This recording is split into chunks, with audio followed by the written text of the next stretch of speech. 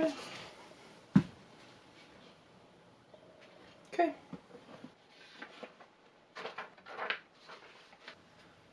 I've been in a creative rut lately. Ever since graduating college a couple years ago, a lot has changed in my life. Biggest thing is I'm married now, but I've also been moving around the country and I've had many different jobs and experiences, which have all been incredible. But along the way, I feel like I've gotten too wrapped up in everything going on in my life that I've sort of neglected the creative side to me, which was one of the greatest joys of my upbringing. As an adult, I feel like I don't have the same childlike excitement when it comes to making music or videos or anything I'm doing artistically. Because ever since I was 18, all of my creative energy has been reserved just for school or work, and nothing just for me for fun. So I haven't really been motivated at all in years to be creative just for the sake of being creative, despite the nudge I keep feeling in my heart to do what I love again. Which brings me to last week, where one morning when I woke up, I impulsively decided to walk down to the lake close to where we live and watch the sunrise. I'm not sure why I did this. Perhaps I thought going into nature would clear my head and give me the ideas I've been looking for. Although I think it stemmed more from the need to not go on social media right after waking up and to actually touch grass and get outside. Whatever the reason was, I began my walk around 6:30 a.m. And once I got to the lake, I just sat there on a log. I didn't have any goal, no journal or book. I mean, the most I actually did was get a few shots with my camera, but after that, it was just stillness and silence for almost an hour. Lo and behold, watching this sunrise bestowed no grand realization to me about my creative career. But it did make me think about some things. A feeling that was prominent for me the whole morning was that I felt like a child again. There was something about wading in the water and listening to the morning doves. I don't know, it just made me feel some type of way. And with no people around, I wasn't worried about my appearance or how my hair looked after just waking up or the need to suck in or anything. I didn't have to do or be anything other than what I was.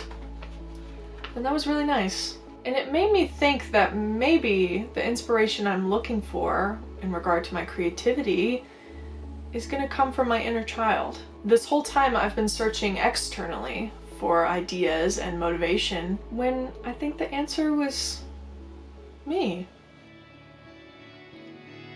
Because you see, when I was younger, I had no problem coming up with ideas for videos or music because I had confidence in myself and my abilities. I allowed myself to go with the creative flow, and even if my ideas were a little weird or strange, I still trusted it.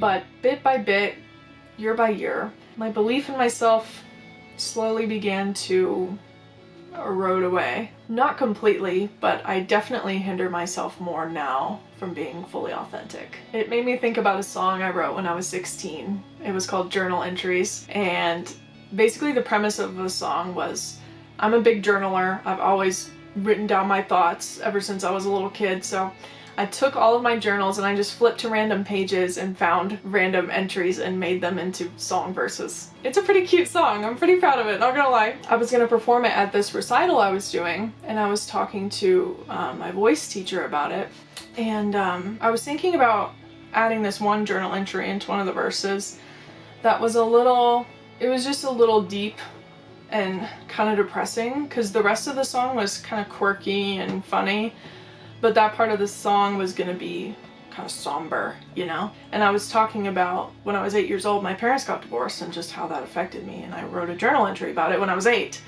And so I wanted to include that, but I was a little scared to put it in the song because I knew family members were gonna be at this recital. So I was talking to my teacher about it, and she said, I'll never forget this. Don't let the fear of what people might think stop you from writing the song you're supposed to write. So I put the part in the song. I was like, okay.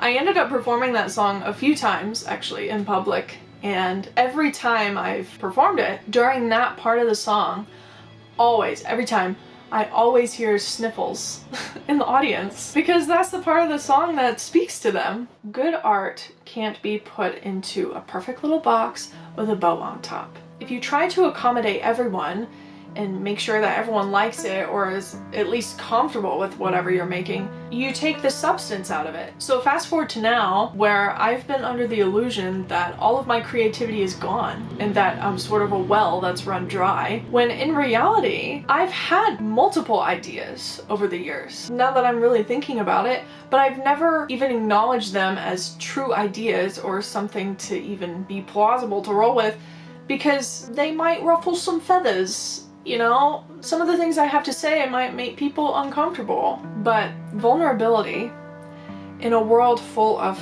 fake and curated Instagram personas and perfect celebrities, being real and authentic is how you change people's lives. So all this to say, I'm still pretty terrified to put myself out there, but I'm gonna go with my gut and start making the things that I think I'm supposed to make.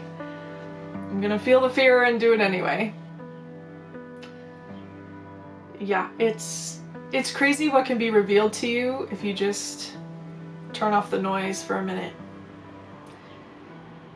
and be still.